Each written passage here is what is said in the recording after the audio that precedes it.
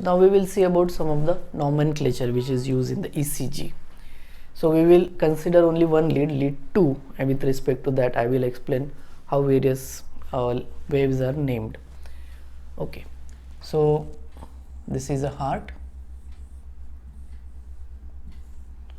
atria, ventricle, interventricular septum, and as we know the direction of lead 2 is at 60 degree. So here is the lead 2. It is looking at the heart from this aspect. So SA node is situated in the right atria. So here is the SA node. It will generate the impulse and initially atria will depolarize. So wave of depolarization will spread in this direction. So when the current flows toward the lead, it is recorded as a positive. When it flows away from the lead, it is recorded as a negative. So initially atria will depolarize and they will depolarize from SA node towards AV node, from up towards down. Hence the current will be flowing toward lead 2. So in a lead 2 you will get a positive wave, and that wave will be called as P wave. So P wave is a wave of atrial depolarization.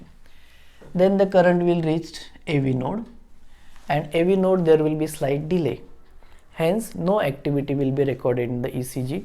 You will get a straight line. Okay. Then current will spread in the interventricular septum and to the both the A ventricle, and then ventricle will depolarize.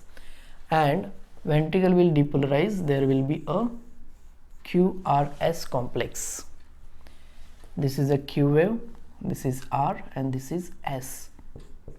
So QRS complex is because of ventricular depolarization, and then there will be some, as ventricular depolarization will end, there will be a kind of electrical silence and you will get an ST segment, and then repolarization will start, and the wave of repolarization will be again a positive wave, that is T wave. So these are the wave which is commonly occur in ECG. So P wave, QRS complex, and T wave. So now there are these are the wave. We'll see now how each wave is defined. Okay, so P wave. P wave is defined as wave of atrial depolarization. It is very simple. The wave which is occurring because of atrial depolarization will be called as P wave. Now is the important part. Q wave. Q wave is defined as the first negative wave after P wave. So Q wave will always be negative because by definition it is defined as first negative wave after P wave. So first negative wave after P wave. Then R wave is defined as first positive wave after P wave. So R wave will always be positive. S wave. S wave is defined as negative wave after R wave. So for S wave to be there, R wave must be there. If R is not there, it is you cannot get a S wave. So S wave is negative wave after R wave, and T wave is wave of repolarization.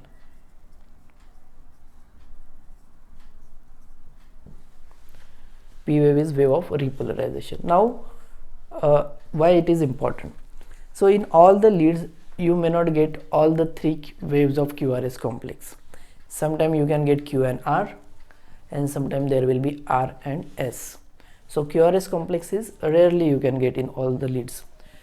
So again, one important thing, when the current flow towards the lead, it is recorded as a positive, and when current flow away from the lead, it is recorded as a negative.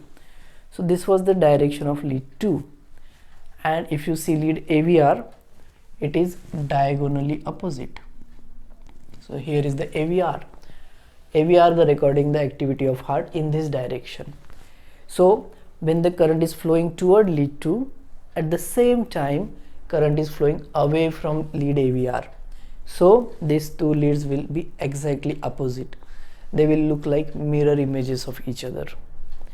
So now we'll see how the nomenclature will affect here. So this is lead 2, and suppose you have one wave P, there is a Q, there is a R, and there is a T.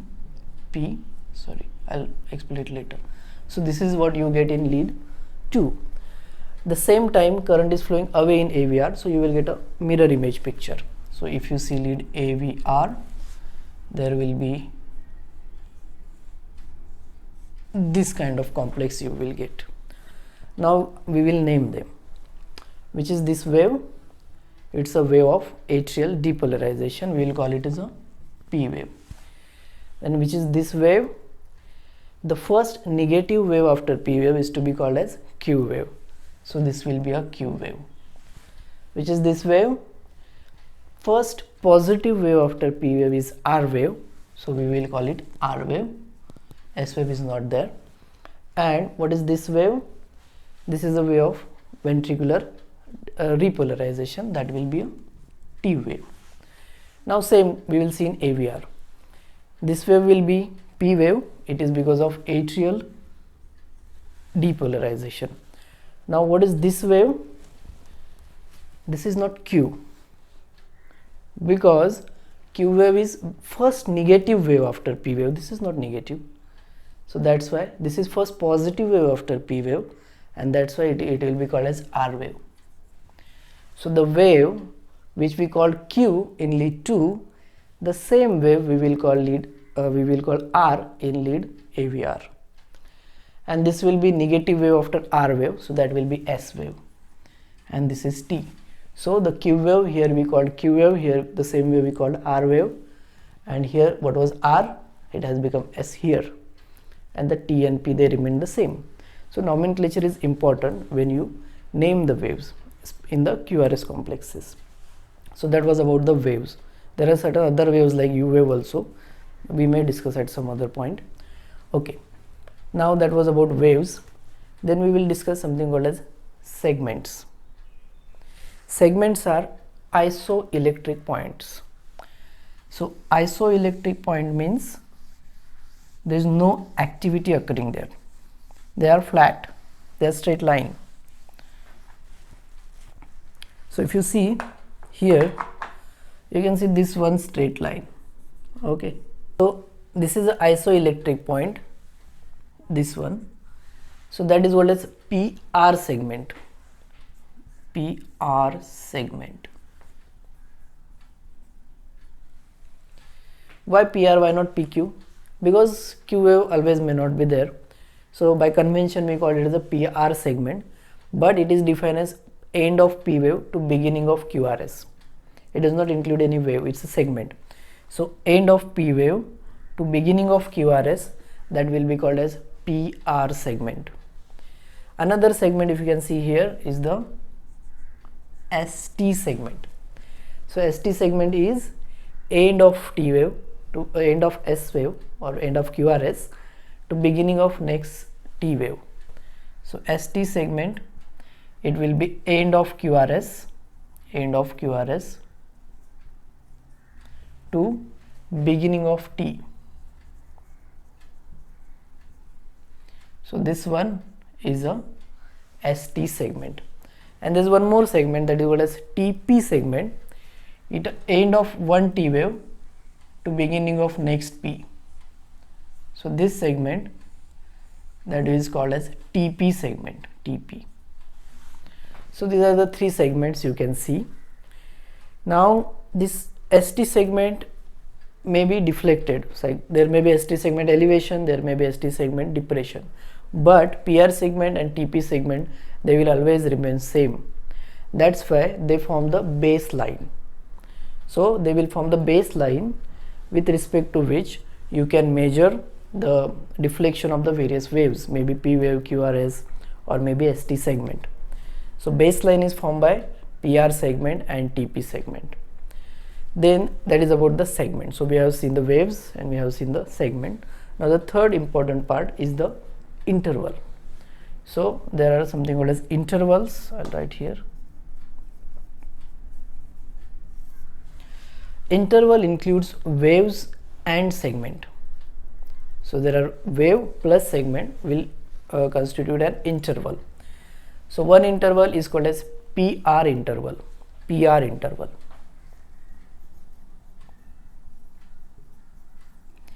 PR interval is beginning of P wave. Beginning.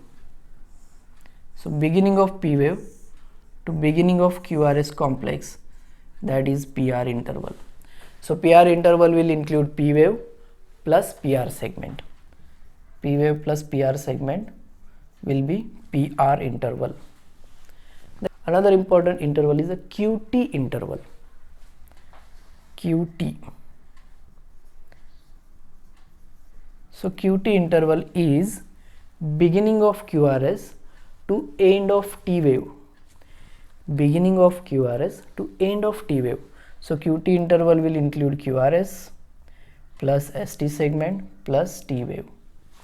So that is the QT interval. Beginning of QRS to end of T wave. So these are the two important intervals. So PR interval will represent atrial depolarization, that's a P wave, and the AV nodal delay, while QT interval will include ventricular depolarization, QRS complex, and ventricular repolarization. So total duration of ventricular depolarization plus repolarization will be included in the QT interval.